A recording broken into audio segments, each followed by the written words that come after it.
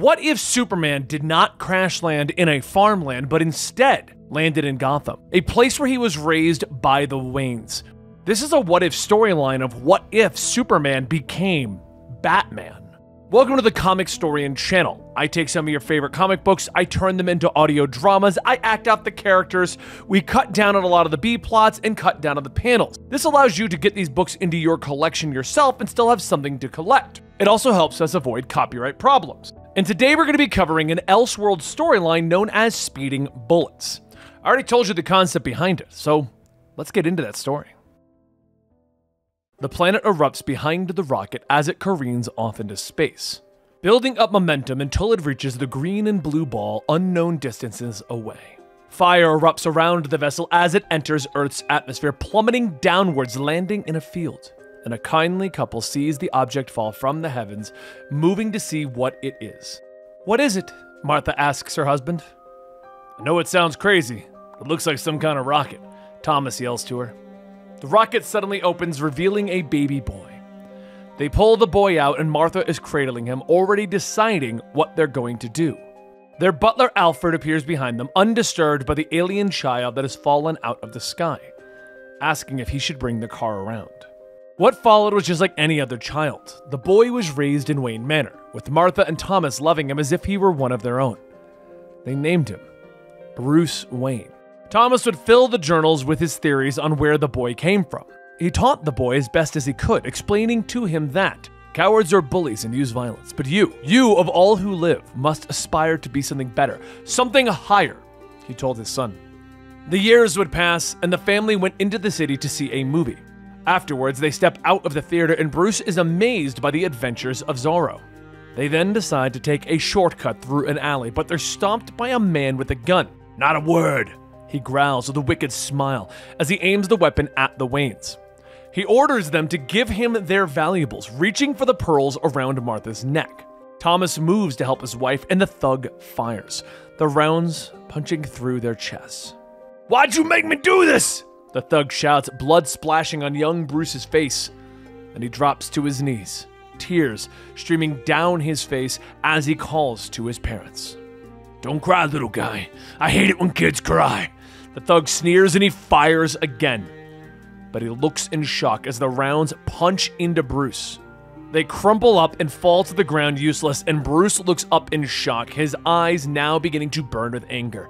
"I hate you," he growls, and the heat vision blasts forward, cutting into the man, setting his face on fire. The police arrive shortly afterwards, taking the boy in. But it's only Alfred and Bruce that attend to the funeral. Years pass, and Bruce grows into a man secluded from the rest of the world, his only companionship being Alfred, who doesn't approve of his life. "Honestly, sir, breakfast at 9 p.m., wandering the house like a ghost all night, sleeping all through the day, a vital young man of 21 should be," Alfred says as he brings Bruce the breakfast. "You should be out in the world having experiences. We go through this every night. Don't you get tired of it?" Bruce asks his friend as he holds up a newspaper, but Alfred looks at the man who is practically his son. "No, sir, I don't. I blame myself, of course. I tried my best to encourage you to be the kind of parent your mother and father would have wanted me to be," he says kindly, but Bruce believes he was, and he throws the paper aside, disgusted that the world is one of violence and death. But Bruce's soul needs the violence that he reads in the papers. He picks up the newspaper, moving through the mansion, unlocking his private room, looking at the paper clippings that he keeps on the walls. The darkness of the world. He falls to his knees, shaking uncontrollably. He's rushed from the room back to where he left Alfred, only to find two intruders with guns. "Okay, Wayne, just take it nice and easy and the old man stays in one piece," one shouts at him, motioning with his weapon at his friend that would hold Alfred. But anger, it flashes in Bruce's eyes again. "You animals!" he snarls, moving fast without thought. Seeing the man who murdered his parents, he grabs, flinging one of the thugs out the window without effort. The other opens fire, the rounds just bouncing off of Bruce's skin. "You can't kill me. The bullets can't hurt me. Nothing can hurt me," he growls as he moves forward, reaching out, crushing the weapon, breaking the thug's hand in the process. Then he lifts him up, his eyes glowing red, and he turns away at the last second, firing the blast of heat vision into the fireplace. Memories of that night flood back, of what he did to the man who took his parents from him. My God, I remember, he shouts, and Alfred comes forward, Bruce looking at him with tears in his eyes. Alfred, what am I? So, Alfred has no choice. He leads Bruce down into the cave where his father had kept the rocket. His journals are stored nearby, and Bruce begins to read them. He reads his father's theories about where he came from. He looks up into the darkness of the cave, able to see the slight movement of the bats.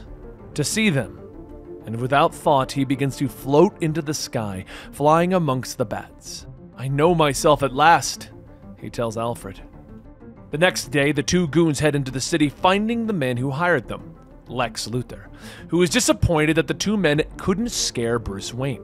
They try to explain what happened, but Lex comes up behind them, laughing hysterically, reaching out, grabbing them by the throats, choking the very life out of them as he continues to laugh.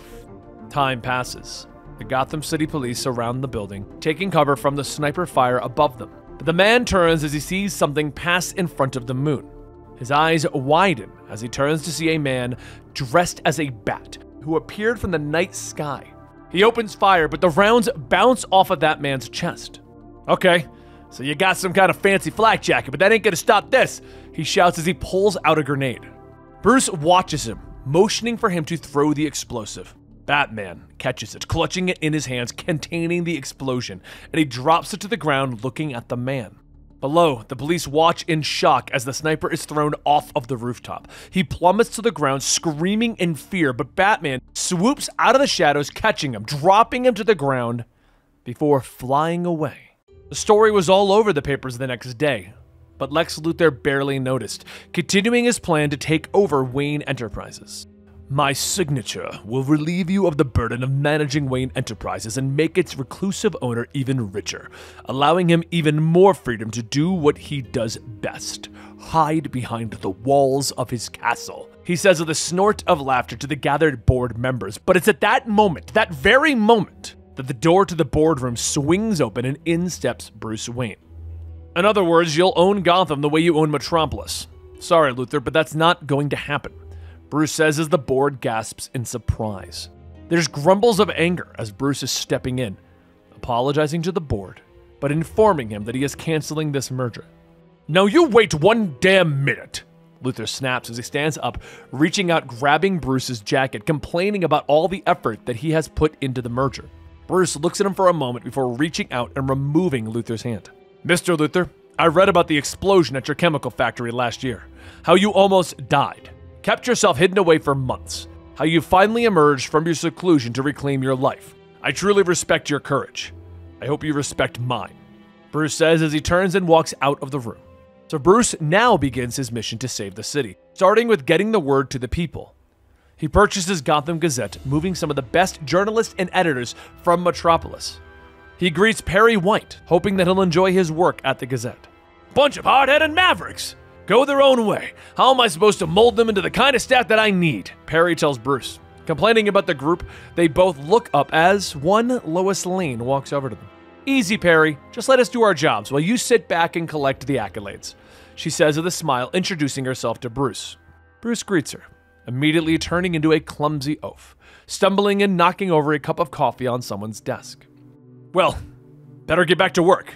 Got a newspaper to run, he says sheepishly. That night, Lois is walking out of the Gazette, snow falling from the sky around her, but she's stopped as a car pulls up alongside her. The window rolls down slowly, revealing a smiling Lex Luthor. Lois, my dear, what a charming coincidence, he says. But Lois Lane isn't an idiot, and she's not so sure, demanding to know what he wants. Why? Simply to offer a beautiful maiden a ride home, he tells her. Lois doesn't quite believe him, but decides to accept the ride. Both are unaware of the dark crusader that watches from far above them. As the car moves down the street, Lois wonders what Lex wants, asking if he's still angry about what she wrote about him, about how he lost the defamation suit against her. Lois, a man changes when he's faced with death, Lex tells her, explaining that since his accident at the plant, he has changed his ways, but he still has feelings for her. His hand moves out, brushing against her thigh, but she slaps him, telling him to get away. Don't you ever put your hands on me again, she snaps, and Lex glares at her, the faintest hint of a smile in his face. So be it, but I will have you and this city very soon, he tells her as the car screeches to a halt, and he pushes her out into the cold, dark city. The car peels away as his laughter is echoing into the night. Lois gets up and notices 3 street punks walking up to her, whistling and catcalling, pulling out weapons and threatening her. She begins to back into an alleyway, but the ground begins to rumble beneath her feet as Batman flies from beneath the street, rushing into the group of thugs. He knocks their weapons away, burning one with his heat vision, breaking the wrist of another. He grabs the last one, holding him up. I could kill you, you know, he says as he places his finger against the man's forehead. One finger, right through your head, splatter your brains all over the pavement, he says as the man begins to cry and beg. Don't worry. You're not worth it, he says as he tosses the thug away, turning to Lois, reaching out to help her. But she slaps at his hand. Get the hell away from me, she snaps. And Batman looks at her in shock for a moment before leaping into the sky and flying away. More time passes with Lois working late at the Gazette, writing a story on the Batman, questioning whether their world is so violent and dark that Batman is the kind of hero that they deserve. Bruce comes out of his office shocked to find Lois still working, and she tells him about what happened with Luthor and Batman, tells him how shocked she was by Batman's disregard for human life, about how someone with that much power could be so much more, how she wished Batman was more like Bruce. Your idealism, your dedication, the way you use your wealth for the city, she whispers, and the two end up sharing their first kiss that very night. Weeks pass again, and Lois and the Gazette continue to gather information on Luthor and his dealings in the city. How he seems to be arming the criminals, moving drugs throughout the city, but the evidence wasn't concrete enough. But finally, Lex couldn't take it anymore, and he appeared at Gotham Gazette dressed in purple, armed with an umbrella. Ah, Lois, my dear darling, I thought you might be here, he says with a smile as he finds Lois standing at Bruce's desk. They both demand to know what he wants, and he pulls off his hat, smiling at them. You remember when I told you the explosions made me a new man? The time has come to show you just how new I am. He says with a laugh, removing the fake mask that covers his face, showing them his pale white skin and the vicious grin of the Joker. Bruce rushes to his feet. Luthor, what is this? What do you think you're doing? He snaps, but Lex just laughs again, aiming his umbrella and telling Bruce that Lex is dead. And he was reborn as the Joker! He shouts as he fires the umbrella, the blast hitting Bruce and knocking him out the window. Lois screams in a panic as Joker grabs her. Admit it, it's me you love!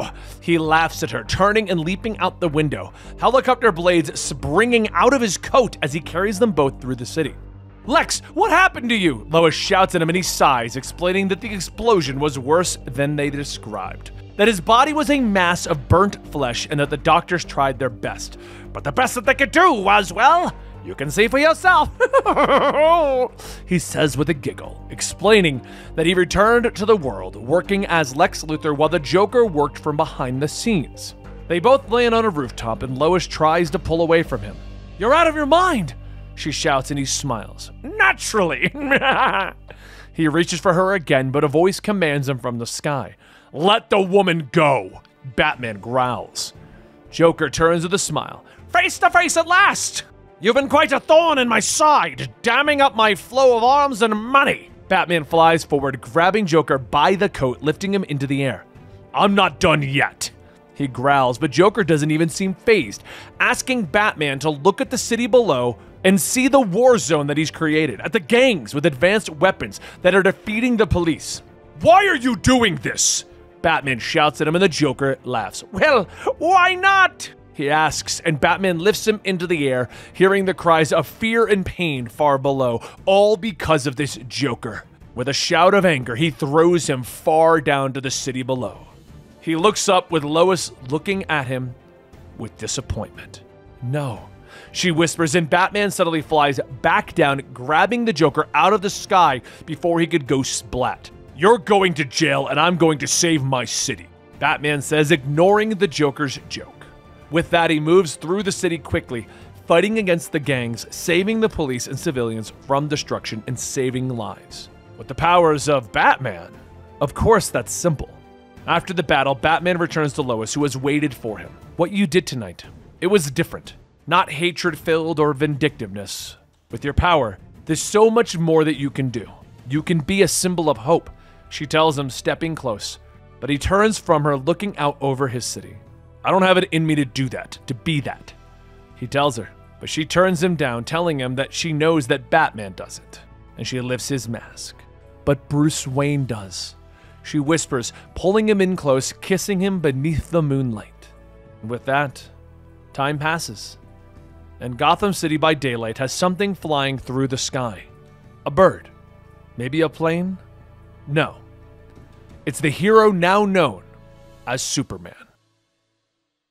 And there you have it, just another fun Elseworld storyline, and there are hundreds of these out there, so if you've got a favorite, let me know in the comments down below what your favorite Elseworld storyline is, or what did you think about this one? Don't forget to like and subscribe, and check out our Patreon for early access, and thank you guys so much for all the years that we have been doing this. I'll see you next time.